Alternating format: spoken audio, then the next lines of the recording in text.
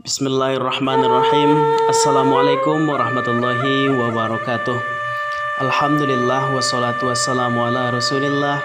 Allahumma salli ala sayyidina Muhammad wa ala ali sayyidina Muhammad. Anak soleh dan solehah, apa kabar semuanya? Semoga selalu sehat dan tetap semangat. Sebagai anak soleh dan solehah, tentu kita harus selalu mensyukuri atas nikmat dan karunia Allah Subhanahu wa taala yang masih memberikan kepada kita nikmat sehat sehingga kita masih bisa menggerakkan, termasuk menggerakkan otot kita, tulang kita, sehingga dapat beraktivitas sehari-hari sebagaimana biasanya.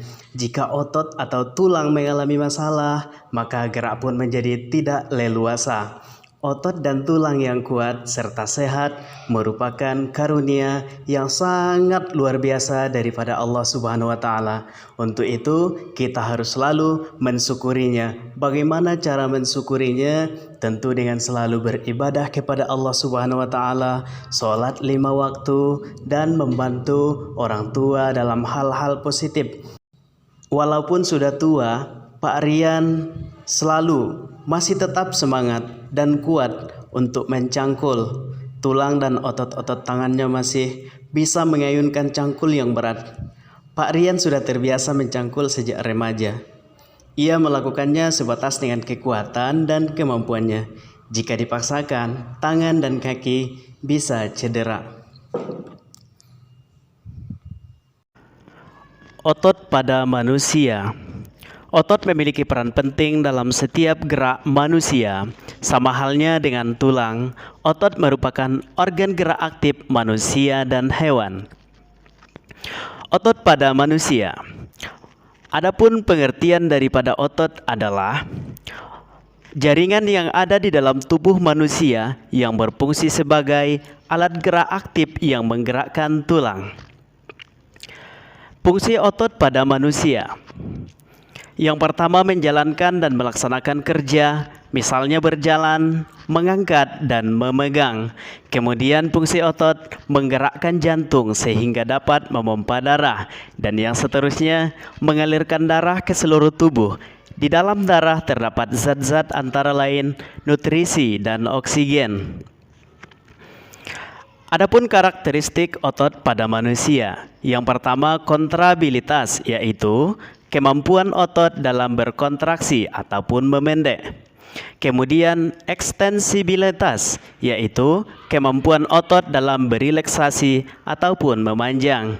Yang seterusnya elastisitas, yaitu kemampuan otot untuk kembali ke bentuk semula setelah berkontraksi dan berelaksasi. Macam-macam otot pada manusia. Yang pertama yaitu otot polos. Otot polos adalah otot yang bekerja tanpa kesadaran, yang dipengaruhi oleh sistem saraf tak sadar atau saraf otonom. Otot polos dibentuk oleh sel-sel yang berbentuk gelendong, yang kedua ujungnya runcing dan mempunyai satu inti sel. Untuk yang kedua, otot lurik. Otot lurik adalah otot yang menempel pada rangka tubuh manusia yang digunakan dalam pergerakan. Otot lurik adalah otot yang bekerja di bawah kesadaran. Otot lurik juga dinamakan otot rangka. Disebut demikian karena otot lurik menempel pada rangka. Dinamakan otot lurik karena adanya sisi gelap dan terang yang berselang-seling. Adapun yang ketiga yaitu otot jantung. Otot jantung terletak hanya pada jantung. Otot itu bekerja secara terus-menerus tanpa istirahat ataupun berhenti. Otot jantung merupakan perpaduan antara otot lurik dan otot polos. Karena ada persamaan pada otot jantung, misalnya memiliki sisi gelap, sisi terang, dan inti sel yang berada di tengah. Kalian telah mempelajari 3 jenis otot, bukan? Sudah tahu itu apa fungsi otot? Kemudian bacalah fungsi otot pada manusia. Menentukan ide pokok dalam teks bacaan. Fungsi otot manusia. Dalam tubuh manusia, otot memiliki beberapa fungsi, terutama berfungsi untuk bergerak. Adapun fungsi yang lain antara lain untuk mendukung tubuh, mempertahankan postur tubuh, dan menjaga suhu tubuh. Semua fungsi otot tersebut dapat dilakukan apabila otot dalam keadaan sehat tanpa terjadi gangguan ataupun kelainan. Fungsi otot yang pertama adalah menghasilkan gerakan. Otot dalam tubuh manusia berperan dalam gerakan-gerakan baik yang disengaja maupun yang tidak disengaja. Gerak yang disengaja dilakukan secara sadar dan membutuhkan usaha tersendiri pada tiap bagian otot. Contoh gerak yang disengaja adalah berjalan, berlari, membungkuk, memutar, memegang, dan mengangkat.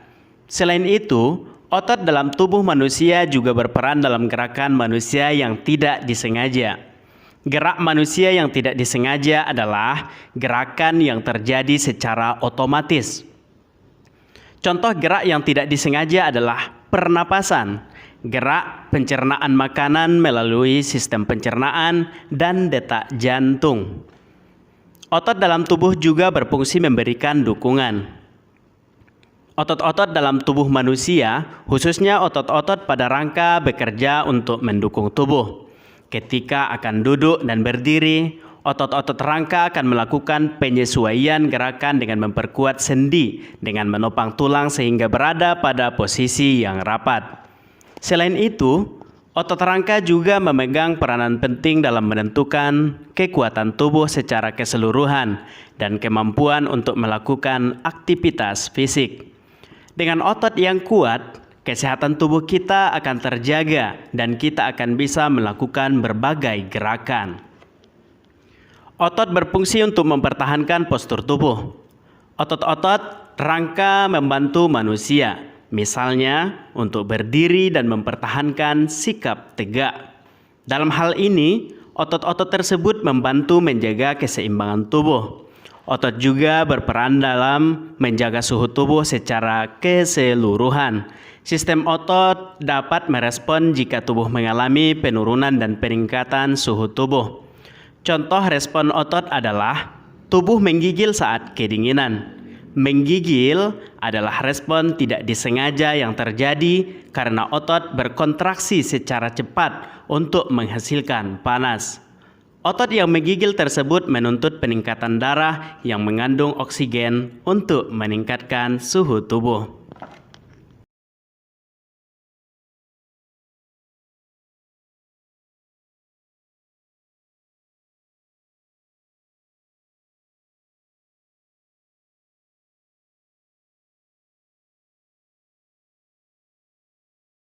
Yang selanjutnya, ayo berkreasi. Ada dua macam desain dalam membuat cover.